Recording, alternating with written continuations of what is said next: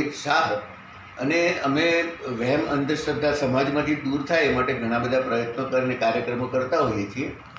હું જ્યારે higher secondary સ્કૂલમાં ટીચર હતો ત્યારે અમે NSS એટલે કે રાષ્ટ્રીય પેલા સેવાકારીઓની જે હોય એ અહીં એક ટીમ્બા ગામ છે ત્યાં આગળ અમે પાલીતાણાથી ચતુર ચૌહાણને બોલાવેલા, એ પણ આ કાર્યક્રમમાં સામેલ છે. તો અમે રાત્રે કાર્યક્રમ કરતા હતા, એમાં સ્ટેજ ઉપર હું બધા ગામ લોકોને સમજાવતો હતો કે ભાઈ આ બધું ખોટું છે, આવું વહેમ અંધશ્રદ્ધામાં નહીં ડૂબકી મારવાની, ધર્મના નામે ખોટા રવાડે નહીં ચડવાનું. તો દૂરથી એક લાંબી જટાવાળા સાધુ આવ્યા અને એમ કે આ રોહિત શાહ કોણ છે, ગામ લોકોને ખોટું કહે છે, આ બધું ધર્મના નામે જે થાય છે સાચું જ છે, મેં 300 વર્ષ હિમાલયમાં તપશ્ચર્યા કરી છે, મારી બધી યોગ સાધના છે અને આ રોહિતને હું હવે આમ કરી દઈશ ને તેમ કરી દઈશ ને મને ડરાવવા માંડે. એટલે ગામ લોકોને થયું કે હવે આ રોહિતભાઈનું આવી બનશે. પણ પછી ધીમે ધીમે અમે બધા અમારું બંનેનું સેટિંગ જ હતું. એ ચતુરભાઈ સાધુના વેશમાં આવેલા. પછી એમણે સ્ટેજ ઉપર આવીને કહ્યું કે રોહિતભાઈએ જે વાત કરી છે સાચી છે, હું તમને બધાને સાચી વાત કહેવા જ આવ્યો છું અને આ બધામાં ન પડશો. અમારા જેવા સાધુના વેશમાં આવીને તમને ડરાવે, ધમકાવે અથવા લલચાવે તો એમાં તમારે પડવાની જરૂર નથી. આ વાત આવા અમે ઘણા પ્રયોગો કરેલા. એ સિવાય અહીં તપોવન સ્કૂલ છે, આ હર્ષદ ત્રિવેદી રહે છે ને એના પાસે, એ સ્કૂલમાં પણ અમે ગયા. હાથમાંથી કંકુ કેવી રીતે કાઢવાનું કે આ બધા જે છળ કપટ કેવી રીતે કરતા હોય એ અમે મારા મિસિસના હાથમાંથી જ અમે કાઢ્યું હતું અને ચતુર ચૌહાણ જ ત્યાં આવેલા. એટલે બધા આવા લાઈવ પ્રોગ્રામો કરેલા ને એવું બધું ખરું જ. અને આ મને ગમતું જ ક્ષેત્ર છે. મેં જેટલા લેખો પણ લખ્યા છે બધામાં આ વાત હંમેશા રહી છે. અને ઘણાને એમ લાગે છે કે તમે બહુ ક્રાંતિકારી લખો છો. મને એમ લાગે છે કે હું લોકોની ભ્રાંતિ દૂર કરવા માગું છું. ક્રાંતિ તો એને નામ જે આપો એ, પણ સાચી વાત લોકોએ સમજવી પડશે. બાકી ખોટા આટલા વર્ષોથી ધર્મના નામે આપણે આટલું બધું કર્યું, પરિણામ શું આવ્યું? આપણે નીતિમત્તાવાળું જીવન જીવતા થઈએ એ અગત્યનું હતું. એના બદલે વિદેશમાં લોકો દારૂ પીને સાચું બોલે છે અને એ ગંગાજળ પીને ખોટું બોલે છે. આ જે આપણને ધર્મ પાસેથી જે મળવું છે એ નથી મળ્યું, સાચું જ્ઞાન જે નથી મળ્યું. અને દરેક સાધુ હોય કે કોઈ પણ ધર્મગુરુ હોય એ પોતાના સંપ્રદાયને મજબૂત કરવા માટે ટોળું બનાવે છે ઘેટાઓનું.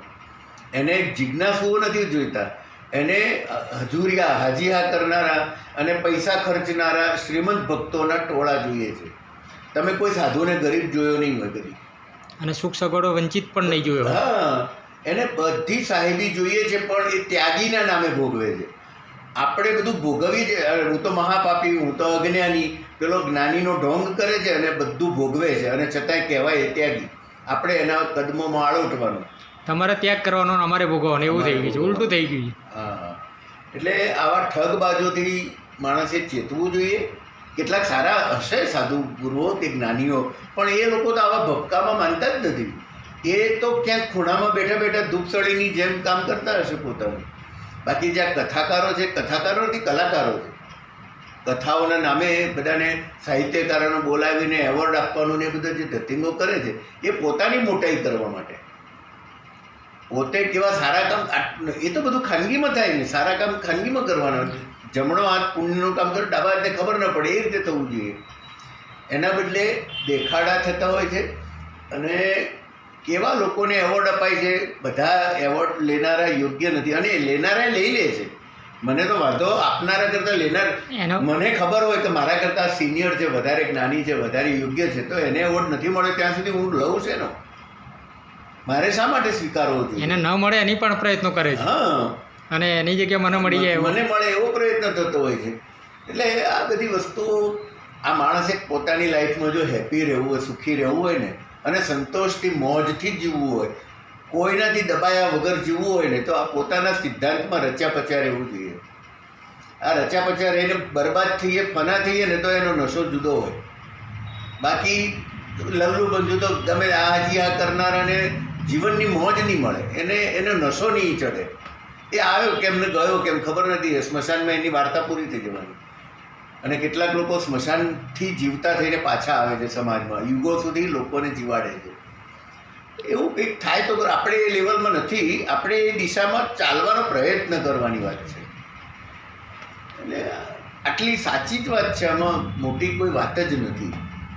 લોકો નથી સમજતા. એટલે અને પેલાને પેલું અહો રૂપમ અહો ધ્વનિ કહેવત છે ને, સાધુ અને પૈસા જોઈએ એટલે પૈસાવાળા જાય છે, પૈસાવાળાને આબરૂ જોઈએ, સમાજમાં પ્રતિષ્ઠા, એટલે પેલો પેલાને શાલ ઓઢાડે અને પેલાનું ગુણગાન કરે, જ્ઞાની સાધુ છે.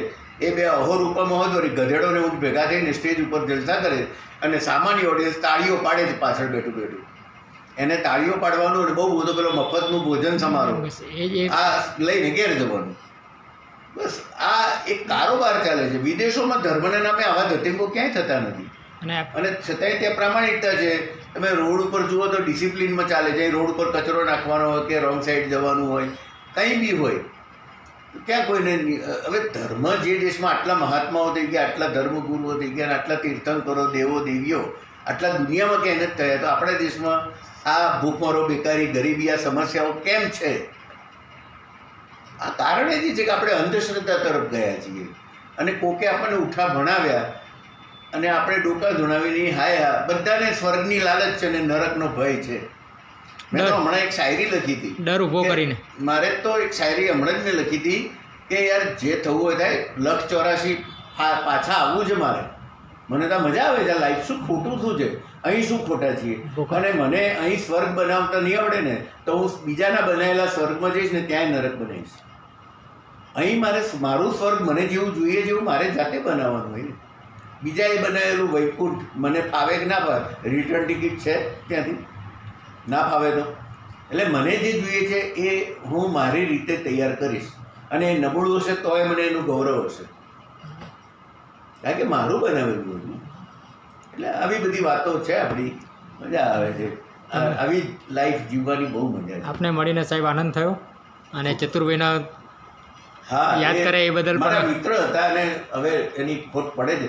અમે ઘણા બધા વખત કાર્યક્રમો કર્યા, ઘણી વખત સાથે રહ્યા.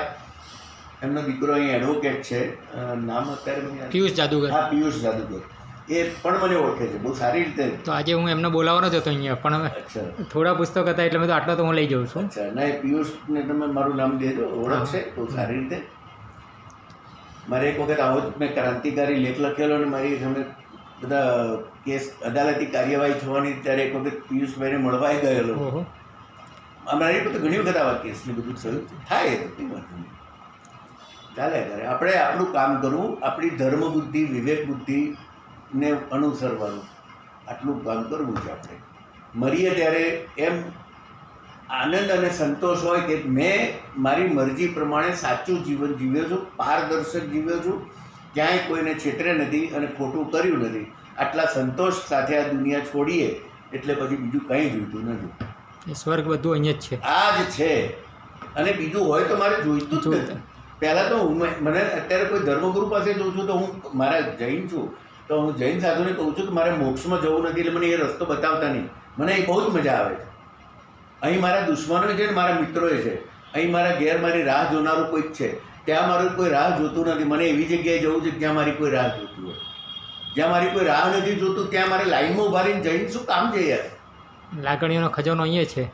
મને અહીં જે છે બધું મજાનું છે. અને ધારો કે મને અણગમતી બી પરિસ્થિતિ આવે તોય મને સ્વીકારીએ છીએ. બધું જ મને ગમતું કેવી રીતે હોય? તો થોડું જો આપણે ગળ્યું બહુ જ ખાઈએ ને તો મોઢું ભાગી જાય. થોડું તીખું આપણે ખાઈએ છીએ. લાડવા ખાવાનો જોડે સેવ કે વાલ ખાઈએ. કેમ?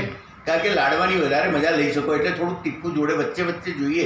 તમે એકલું સુખ ભોગવો ને તો સુખથી કંટાળી જાઓ. થોડું દુઃખ આવે ને તો સુખની કિંમત સમજાય. થોડાક તડકામાં ચાલો ને તો છાંયડાની કિંમત સમજાય. તમે તડકો જિંદગીમાં જોયો જ નથી તો છાંયડાનું મૂલ્ય નહીં સમજાય. એટલે હું તો એવું ઈચ્છું છું કે મને આ પૃથ્વીલોક ઉપર જ મારે વારંવાર આવવું છે અને આ પૃથ્વી જ સ્વર્ગ છે, એ સિવાય સ્વર્ગ છે નહીં. પેલા હિન્દી કવિ નિરાલાજીએ સરસ પંક્તિ કહી છે, જાતિ બાતી સે બડા ધર્મ હૈ. જાત બાત જે છે, જાતિ બાતી સે બડા ધર્મ હૈ, ધર્મ ધ્યાન સે બડા કર્મ હૈ, કર્મ कांड से बड़ा प्यार है. अगर ना हमारी कहीं भूल जाए, जाति बाती से बड़ा धर्म है, धर्म ध्यान से बड़ा कर्म है, कर्म कांड से बड़ा धर्म है. अगर इंसान प्यार से रहे तो धरती स्वर्ग से महान है. છેલ્લી પંક્તિ આવી છે કે માણસ પ્રેમથી જીવતા શીખે બસ આ મજા છે લાઈફમાં યાર. મને તો કોઈ અફસોસ નથી, કોઈ ફરિયાદ નથી, અને થોડાક દુઃખો આવે છે તો મજા આવે છે. એમાંથી પસાર થવાનું ગમે. અરે મજા આવે છે તો શું તો ખરું, તો જ સુખને હું તો જ ભોગવી શકું, માણી શકું. હા. મને ખબર જ નથી કે દુઃખ શું છે તો શું ચાલે, અને આ વાસ્તવિકતા સ્વીકારીએ ને તો સાહેબ બહુ જ મજા છે.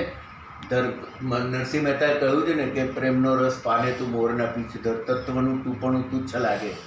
તત્વજ્ઞાનની ગલીઓમાં મારે ભૂલા પડવું જ નથી. મને યાર સામાન્ય વાતોમાં તમારા જેવા મિત્રો આવે, આ પુસ્તકો તમે બી સારું કામ કરી રહ્યા છો, વાચકો સુધી એ પુસ્તકો મારે વધારાના છે, તમે લઈ જાઓ છો, લોકો સુધી પહોંચશે, બે માણસો પાસે સારા વિચારો પહોંચશે તો સારું છે. આવું કામ કરનારા મિત્રો અને સ્વજનો મળે ને એ આ મોક્ષ જ છે આપણો.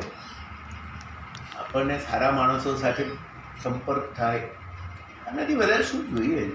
મને તો મારી લાઈફથી કોઈ પ્રશ્ન નથી, મજા છે, મજા છે. ખૂબ ખૂબ આભાર સાહેબ આપનો. Okay, thank you.